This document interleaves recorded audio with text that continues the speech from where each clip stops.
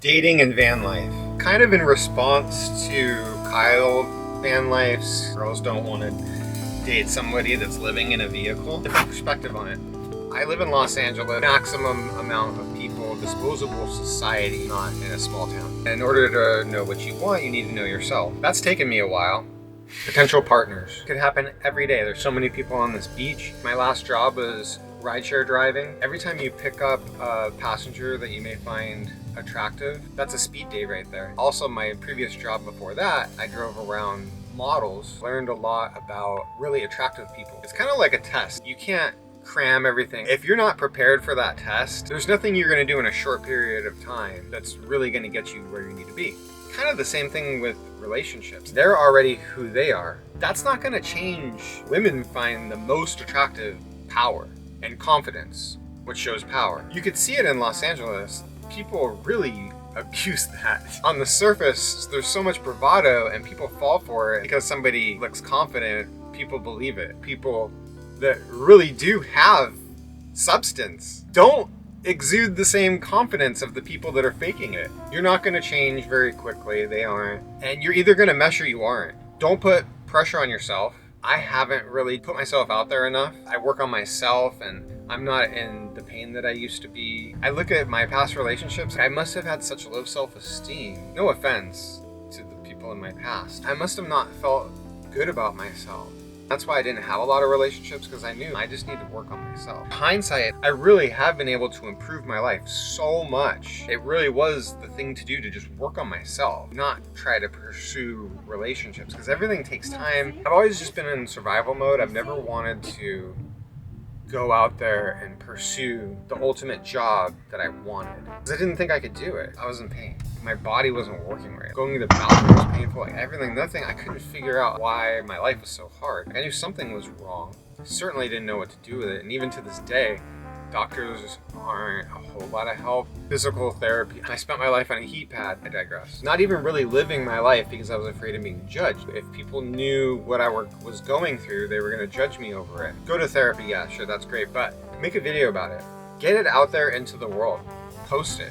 I think that's really helped me. As my physical health has gotten better, emotional self-esteem has also improved. I could totally see myself going into job interview. I'm not perfect yet. Like right now, I just cracked my back, constantly working on it. I was just so stuck in this negative feedback loop. If you have a physical problem that you can deal with, that needs to be dealt with. You handle that first. It took over 10 years of hard work. The luck of finding the best chiropractor that I've ever gone to, and I've seen maybe over 30. I need to work on it every day. I've been watching How To with John Oliver. I'm inspired by the way he just goes around New York City with his camera and just records whatever he wants. That's how I started. People really liked that. And when I started doing this van life thing, people are judging me. I started going back into that mode, and I realized more recently, I'm trying to do my thing and just forget about being judged. Do what I think is right, the better off I'm going to be. I was doing well before, and then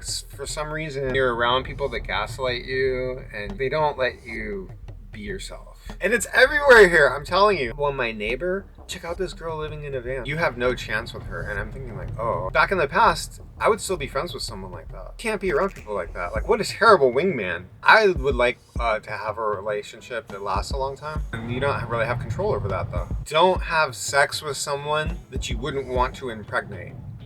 You should get married, right? Same kind of thing. Say you don't believe in marriage. Well, this is a similar rule. You could end up having a baby with this person. Be careful. Whatever.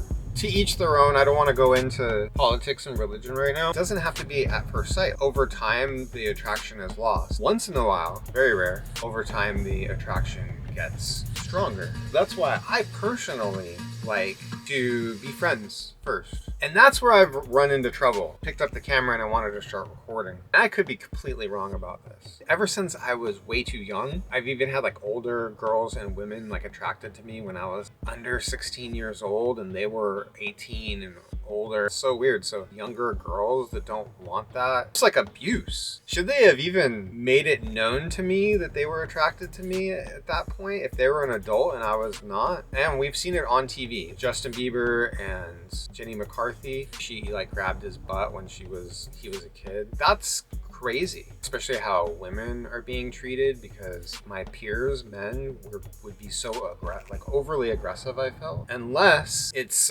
mutual. I never understood. They could be like my friend's girlfriend. I'm not talking about like every girl, but there's like girls, the way they would disrespect their friends, partners, boyfriends, girlfriends blew me away, steered me away from even having relationships myself. Yeah, there were people that I could trust.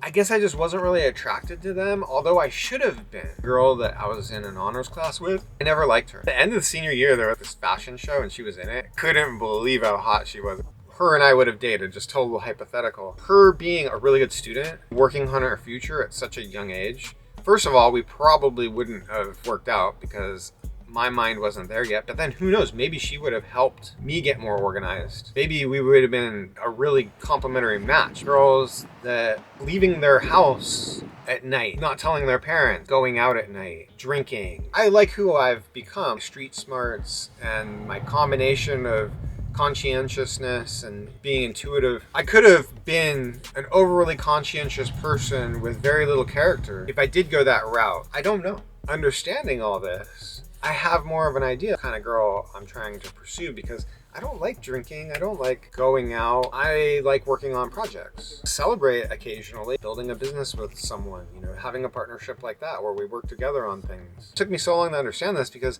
I had to deal with other issues I was going through before I could like self-actualize. In survival mode all the way up until now. Even now, I'm still in a little bit of survival mode. Like I don't have an income. On paper, there's a lot of things about me that is nobody should date me.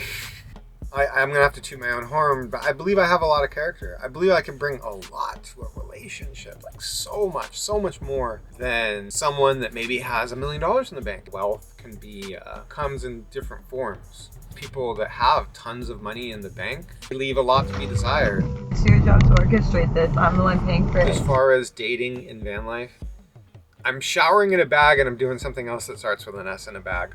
Not everybody's going to be down with that. I think anybody could be down with that, especially if they experience it. It's nice to not have to clean a bathroom. They pay people to do it.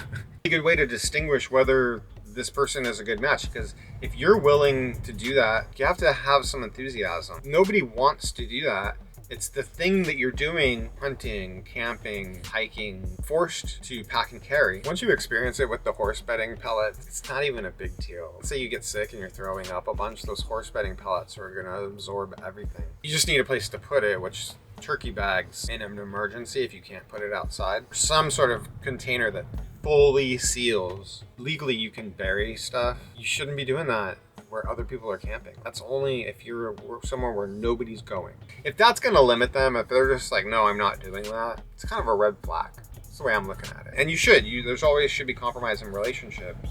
But I don't think that that's where the compromise should be. Is it possible for me to meet a woman that I want to stop van life for? Yeah.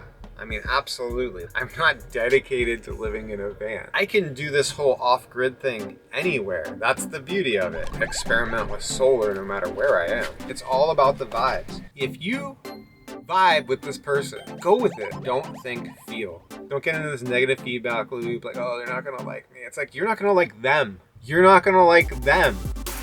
Let it go. And just have fun. Feel the energy. Andrew Dice Clay. He's actually a really nice guy. I've met him in public. And well, I didn't meet him, but I was standing right by him in the Verizon store in Encino. Friendly and nice to people. He wasn't this narcissist that he plays on TV. I do kind of have this character that I like to be. Maybe people will like me more. And then this Bobby Althroft, West Side Girl, they talk like this. And she's so condescending in a funny way. I'm not doing it just to be mean, trying to help people, giving you the stink face. Try not to take it personal. I'm just trying to help you because you guys need help. Think about the future. You come across one of these a-holes, like I'm in love with this person. Head over heels, like right away. So stupid. You have to be realistic. Clouding our judgment. Let's see how we feel about each other in a week, a month, don't go crazy, going into danger if they're one of those people that are just like full speed ahead. My perfect match, my opposite, and will complement me the most, will be a pushy person. I'm really not. I can be pushy if it's needed. Whoever I partner with is going to have enough character to not be pushy or to only be pushy when it's needed. Podcast with Dr. Drew and Lauren Compton. Dr. Drew was telling her, butterflies, not lightning bolts. Gnarly connection. That's actually a bad sign. There's probably some sort of trauma bond going on there based on the way you guys were brought up. Inclusivity is kind of a big deal to me. I wouldn't want to be with someone that I don't know if they're telling me the truth or not. I wouldn't want to be with someone with a really bad credit score. I also wouldn't want to be with someone that gives up easily. Meet people and talk to them. Just ton of speed dates. That's the way I look at it. You gotta prepare yourself for them, right? Like I have. I feel like I'm ready now, and I want to do this on video. Like I would like to go up to people and just record stuff. So just start recording an encounter, let's say. And whether that's right or wrong to do. She doesn't like it. That may make her more attracted to me. That I would just go up and piss her off like that. Especially if my reaction is whatever. I'm not trying to upset people, and their opinion and my opinion can be two different things. All that really matters is the law. Somebody tells me no, I respect that. I'd like to go up and down the beach and interview people. It's just hard to get up the guts. I wish I had a solid wing person, someone that's just as enthusiastic about it as me. Let's see who we meet.